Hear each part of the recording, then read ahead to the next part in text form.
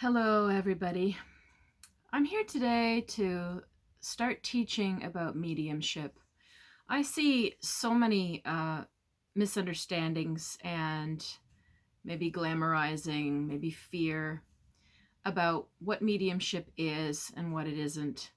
And it's taken me a long time in my life to feel confident or comfortable to speak about it publicly or to teach people. But I'm really seeing a need to demystify some of the things that people think about contacting spirits and loved ones, how it works, how it doesn't work, how does a good reading go when you're connecting with somebody, and how do you know when it's not going well? How do you know when you've really made contact with somebody for real versus, something too general that's really applicable to anyone, or something where somebody might just be uh, comforting you or appeasing you with what you need to hear. I'm also going to teach you from my angle how things work in terms of what happens when I'm giving a good reading.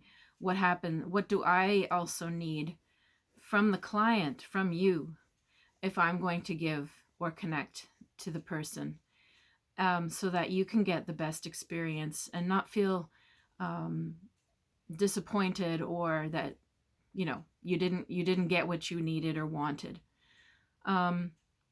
So I hope you will stay tuned for my I'll try to make it a short series for now, talking about different things that demystify mediumship for you.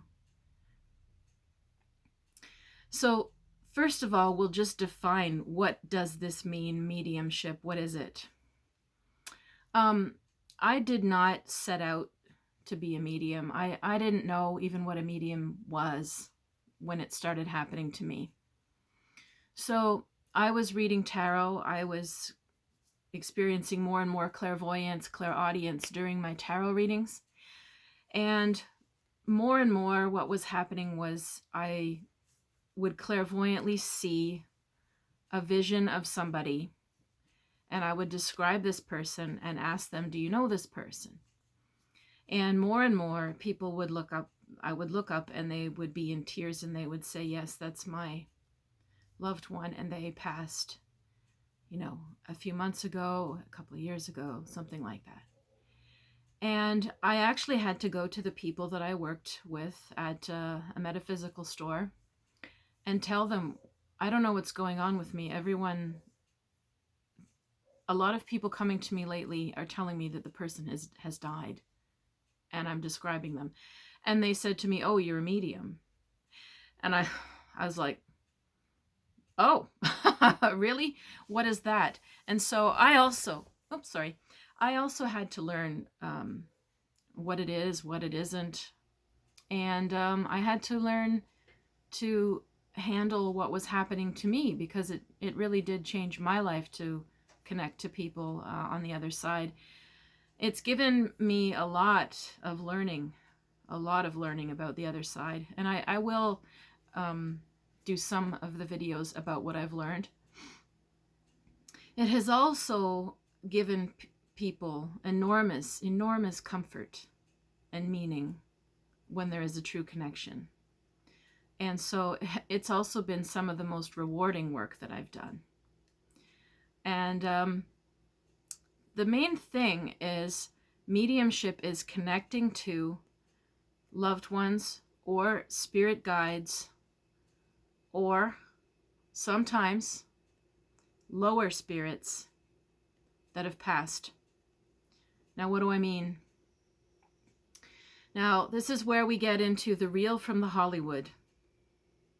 In the Hollywood movie, maybe your dad passes, and your dad goes to the light, and he's with his family, he's with your grandma, he's with anybody else around him. And at the same time, he's beside you, and he's helping you in your life. He's coming in your dreams and telling you, reassuring you, or telling you, maybe what decisions you can make, or showing up, as a vision, or giving you a sign that helps you guide your own life. And many people also, from the Hollywood version, see or believe that that same dad that passed is now the grandchild that is born, or is the dog. Believe me, trust me, people think everything. Because we desperately want the person we love to still be around us. Now, because Hollywood has given such a vision of a, perfectly wrapped up, neat and tidy, cohesive, happy family moment on the other side, or instantaneously when someone passes, many people come to me hoping that that's what I'm going to say or see. Now,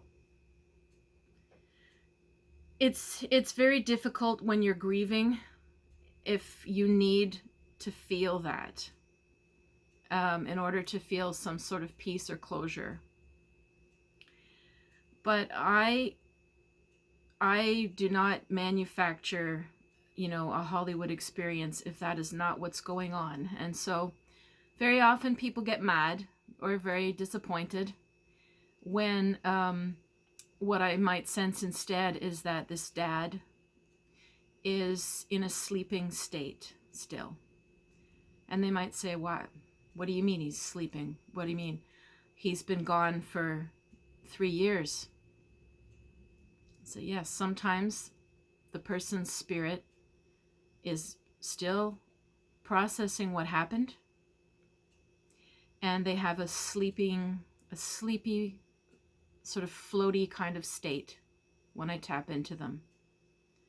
And sometimes this is, sometimes there's been a traumatic death. Sometimes there's been a lot of things that happened to them in their lives that the people can confirm.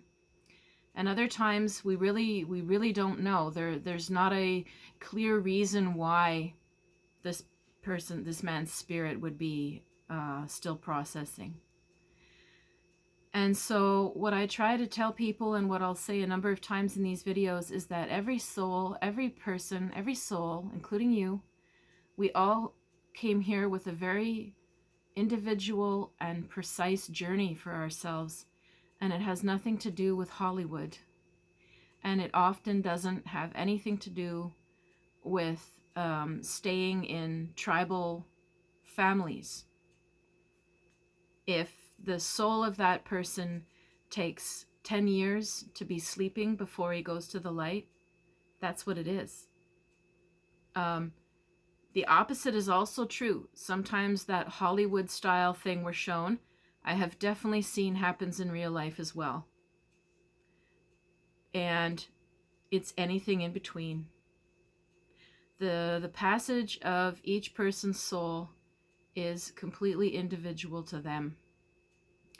Some people die in tragic accidents, and they will hover around the site of the accident, sometimes for a couple of weeks, sometimes for years. Some people get stuck and don't go to the light for many, many, many reasons. Some people I've seen just instantly go to the light, and it's like a party over there, and they're very happy, thank you very much. And they don't really hang around us in the way we wish. Others definitely hang around and try to control and direct people's lives or help them, but most of the time it's control. If I'm honest, from what I've seen, I've been doing mediumship now for, let's see, it's at least 15 years. So I've seen an awful lot of range of what happens when people ask me, or when these spirits come. So mediumship can connect you with a loved one who is still in a sleeping state. It can connect you with a loved one who is already in the light and doesn't have much to say. It can connect you with a loved one who is still around you and will tell you there's something in the top drawer of your dresser and you really should go look. And by the way, I want you to call this person or contact that person, or like some of them get very precise in their directions, and sometimes the person we're connecting to is still in shock and from something that happened to them, and they are not ready, or they're in a more disturbed state. The other aspect of mediumship, and this is why you have to know who you're going to, because mediumship it's just a connection to anyone on the other side.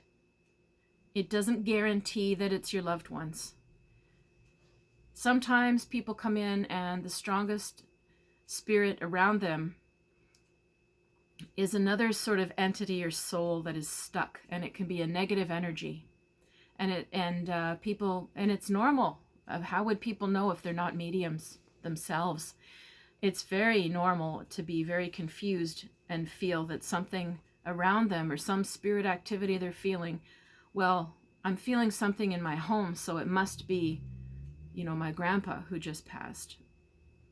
But often this is why you should come to a good medium to know, is that energy in your home positive or negative? And is it an energy that you know? Is it a person you know? Or is it somebody who lived there previously to you? Could be neighbors. It could be anything, folks.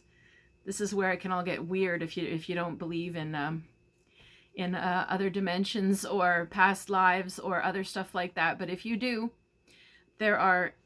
anything can be coming through, and again, Hollywood makes it seem that any spirit activity you feel should be either God or the exact person that you're missing. And a lot of the time, I'm sorry to say, it is not. You have to double check with a real medium to make sure what you are connecting to. Some things you connect to can be very healing and very peaceful and very helpful, and other things can be even dangerous. So another aspect of mediumship then is you come to a medium when you want to know if there is weird activity, paranormal activity in a building or your home. So a lot of people call me to clean or cleanse or clear a space or a home. I get called to cleanse a funeral home every so often. I learned a lot there. Office buildings where something weird has happened, or there's a pattern that keeps happening, like pipes keep breaking, or just weird patterns that keep happening in a place, can often indicate that there is like a more negative spiritual energy around, and you can call a good medium or shaman to help you clear that space, and it will very often restore a lot of peace to that space. But they have to know what they're doing and how to do that. And the other aspect of mediumship is that you can connect to, again, interdimensional beings. I'm not talking about channeling aliens. I don't do that. I'm talking about spirit guides or angels, or even somebody's asked me to channel her higher self to help her connect to it. So there's a very spiritual component if you bring it to that level, if you want to know your guides around you in this life.